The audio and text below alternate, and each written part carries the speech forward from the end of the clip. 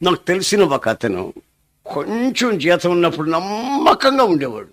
ఏమండి, 3,000 రూపాయలు జీతం వేస్తుంటే నమ్మకంగా ఉండేవాడండి. 300 రూపాయలు తెచ్చి ఇచ్చేవాడు నమ్మకంగా.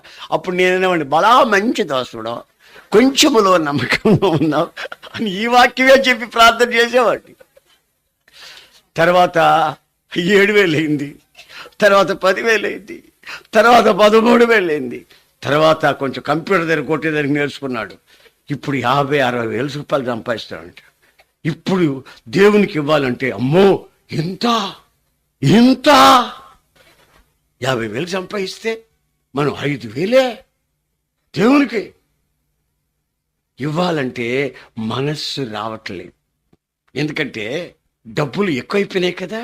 ఇంత డబ్బు ఒక్కసారి దేవునికి ఇవ్వాలంటే ఎలా అని మనస్సు రావట్లేదు. మా ప్రియమైన సహోదరులారా, దేవుని వాక్యం హెచ్చరిస్తుంది.